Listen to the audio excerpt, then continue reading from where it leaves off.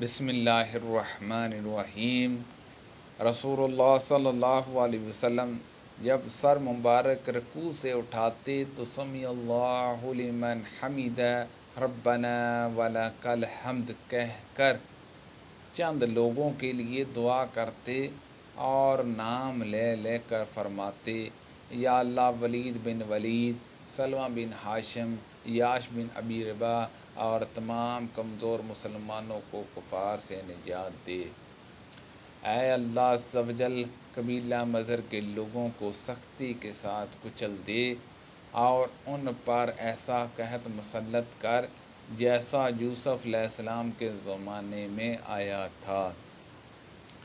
ان دنوں پورب والے قبیلہ مضر کے لوگ مخالفین میں تھے۔ لوگوں نے پوچھا، یا رسول اللہ صلی اللہ علیہ وسلم، کیا ہم اپنے رب کو قیامت میں دیکھ سکیں گے؟ آپ صلی اللہ علیہ وسلم نے جواب کے لیے پوچھا، کیا تمہیں 14ویں رات کے چاند کے دیکھنے میں جب کہ اس کے قریب کہیں بادل بھی نہ ہو شبہ ہوتا ہے؟ لوگ بولے، ہرگز نہیں یا رسول اللہ صلی اللہ علیہ وسلم۔ پھر آپ نے پوچھا، اور کیا تمہیں سورج کے دیکھنے میں جب کہ اس کے قریب کہیں بادل بھی نہ ہو شبہ ہوتا ہے؟ لوگوں نے کہا کہ نہیں یا رسول اللہ صلی اللہ علیہ وسلم۔ پھر آپ صلی اللہ علیہ وسلم نے فرمایا کہ رب العزت کو تم اسی طرح دیکھو گے۔ لوگ قیامت کے دن جمع کیے جائیں گے، پھر اللہ تعالیٰ فرمائے گا کہ جو جسے پوچھتا تھا وہ اس کے ساتھ ہو جائے۔ چنانچہ بہت سے لوگ سورج کے پیچھے ہو لیں گے، بہت سے چاند کے اور بہت سے بتوں کے ساتھ ہو لیں گے۔ یہ امت باقی رہ جائے گی، اس میں منافقین بھی ہوں گے۔ پھر اللہ تعالیٰ ایک نئی صورت میں آئے گا اور ان سے کہے گا کہ میں تمہارا رب ہوں۔ وہ منافقین کہیں گے کہ ہم سے یہی اپنے رب کے آنے تک کھڑے رہیں گے، جب ہمارا رب آئے گا تو ہم اسے پہچان لیں گے۔ پھر اللہ عز و جل ان کے پاس ایسی صورت میں جس سے وہ پہچان لیں گے آئے گا اور فرمائے گا کہ میں تمہارا رب ہوں۔ وہ بھی کہیں گے کہ بے شک تو ہمارا رب ہے۔ پھر اللہ تعالیٰ بلائے گا، پل صراط جہنم کے بیچوں بیچ رکھا جائے گا، اور ان حضرت صلی اللہ علیہ وسلم فرماتے ہیں کہ میں اپنی امت کے ساتھ اس سے گزرنے والا سب سے پہلا رسول ہوں گا۔ یہ اس روز سوائے انبیاء کے کوئی بھی بات نہ کر سکے گا، اور انبیاء بھی صرف یہ کہیں گے، اے اللہ عز و جل مجھے محفوظ رکھیو، اے اللہ عز و جل مجھے محفوظ رکھیو۔ اور جہنم میں سدان کے کانٹوں کی طرح عکس ہوں گے۔ سدان، ان کے کانٹے تو تم نے دیکھے ہوں گے۔ صحابہ رضی اللہ عنہما نے عرض کیا کہ ہاں۔ آپ نے فرمایا تو وہ سدان کے کانٹوں کی طرح ہوں گے، البتہ ان کے طویل و عرض کو سوائے اللہ تعالیٰ کے اور کوئی نہیں جانتا۔ یہ عکس لوگوں کو ان کے اعمال کے مطابق کھینچ لیں گے۔ بہت سے لوگ اپنے عمل کی وجہ سے ہلاک ہوں گے، بہت سے ٹکڑے ٹکڑے ہو جائیں گے، پھر ان کی نجات ہوگی۔ جہنمیوں میں سے اللہ تعالیٰ جس پر رحم فرمانا چاہے گا تو ملائکہ کو حکم دے گا کہ جو خالص اللہ تعالیٰ ہی کی عبادت کرتے تھے انہیں باہر نکال لو۔ چنانچہ ان کو وہ باہر نکال لیں گے اور مدعوؤں کو سجدے کے اثار سے پہچانیں گے۔ اللہ تعالیٰ نے جہنم پر سجدے کے اثار کا جلانا حرام کر دیا ہے۔ چنانچہ یہ جب جہنم سے نکالے جائیں گے تو سارے سجدہ کے سوا ان کے جسم کے تمام ہی حصوں کو آگ جلا چکی ہوگی۔ استغفر اللہ۔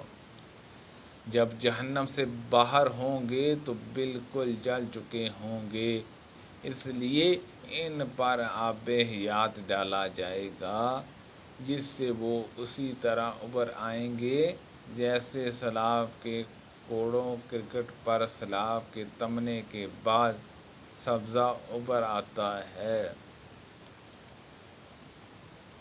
پھر اللہ تعالیٰ بندوں کے حساب سے فارغ ہو جائے گا، لیکن ایک شخص جنت اور دوزخ کے درمیان ابھی بھی باقی رہ جائے گا۔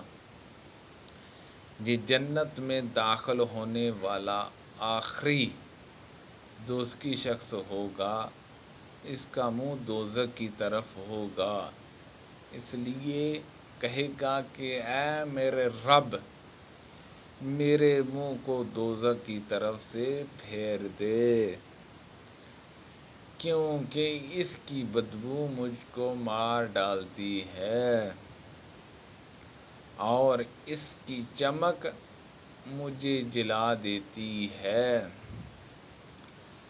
اللہ تعالیٰ پوچھے گا، کیا اگر تیری یہ تمنا پوری کر دوں تو دوبارہ کوئی نیا سوال تو نہیں کرے گا؟ بندہ کہے گا، نہیں، تیری بزرگی کی قسم، اور جیسے جیسے اللہ چاہے گا وہ قول و اقرار کرے گا۔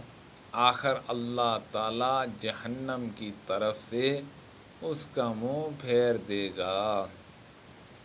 جب وہ جنت کی طرف منہ کرے گا اور اس کی شادابی نظروں کے سامنے آئی تو اللہ تعالیٰ نے جتنی دیر چاہا وہ چپ رہے گا، لیکن پھر بول پڑے گا، اے اللہ عز و جل، مجھے جنت کے دروازوں کے قریب پہنچا دے۔ اللہ تعالیٰ پوچھے گا، کیا تو نے عہد و پیمان نہیں باندھا تھا کہ اس ایک سوال کے سوا اور کوئی سوال تو نہیں کرے گا؟ بندہ کہے گا، اے میرے رب، مجھے تیری مخلوق میں سب سے زیادہ بد نصیب ہونا چاہیے۔ اللہ رب العزت فرمائے گا کہ پھر کیا ضمانت ہے کہ اگر تیری یہ تمنا پوری کر دی گئی تو دوسرا کوئی سوال تو نہیں کرے گا؟ بندہ کہے گا، نہیں، تیری عزت کی قسم، اب دوسرا سوال کوئی تجھ سے نہیں کروں گا۔ چنانچہ اپنے رب سے ہر طرح عہد و پیمان باندھے گا اور جنت کے دروازوں تک پہنچا دیا جائے گا۔ دروازے پر پہنچ کر جب جنت کی پہنانیاں، تازگیاں اور مسرتوں کو دیکھے گا تو جب تک اللہ تعالیٰ چاہے گا وہ بندہ چپ رہے گا، لیکن آخر بول پڑے گا، اے اللہ عز و جل، مجھے جنت کے اندر پہنچا دے۔ اللہ تعالیٰ فرمائے گا، افسوس اے ابن آدم، تو ایسا دغا باز کیوں بن گیا؟ کیا ابھی تو نے عہد و پیمان نہیں باندھا تھا کہ جو کچھ مجھے دے دیا گیا ہے اس سے زیادہ اور کچھ نہیں مانگوں گا؟ بندہ کہے گا، اے رب، مجھے اپنی سب سے زیادہ بد نصیب مخلوق نہ بننا۔ اے اللہ پاک ہنس دے گا اور اسے جنت میں بھی داخل کی اجازت عطا فرما دے گا۔ سبحان اللہ عز و جل۔ اور پھر فرمائے گا مانگ کیا ہے تیری تمنا، چنانچہ وہ اپنی تمنائیں اللہ تعالیٰ کے سامنے رکھے گا، اور جب تمام تمنائیں ختم ہو جائیں گی تو اللہ تعالیٰ فرمائے گا کہ فلاں چیز اور مانگو، فلاں چیز کا مزید سوال کرو۔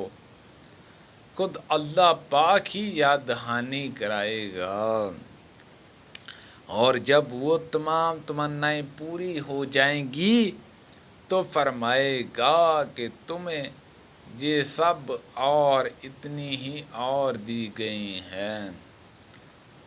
اور حضرت ابو سعید خدری رضی اللہ عنہ نے حضرت ابو ہریرہ رضی اللہ عنہ سے کہا کہ رسول اللہ صلی اللہ علیہ وسلم نے فرمایا کہ یہ اور اس سے 10 گنا اور زیادہ تمہیں دی گئی۔ اس پر حضرت ابو ہریرہ رضی اللہ عنہ نے فرمایا کہ رسول اللہ صلی اللہ علیہ وسلم کی یہی بات صرف مجھے یاد ہے کہ تمہیں یہ تمنائیں اور اتنی ہی اور دی گئی ہیں۔ لیکن حضرت ابو سعید رضی اللہ عنہ نے فرمایا کہ میں نے آپ کو یہ کہتے سنا تھا کہ یہ اور اس کی 10 گنا تمنائیں تجھ کو دی گئی ہیں۔ سبحان اللہ عز و جل۔ اللہ پاک سے دعا ہے کہ اللہ پاک ہم سب کو نیک اعمال کرنے کی توفیق عطا فرمائے، برے عمل سے بچنے کی توفیق عطا فرمائے۔ اللہ پاک ہم سب کو صحت و تندرستی عطا فرمائے، آمین، بجاہ نبی الامین صلی اللہ علیہ وسلم۔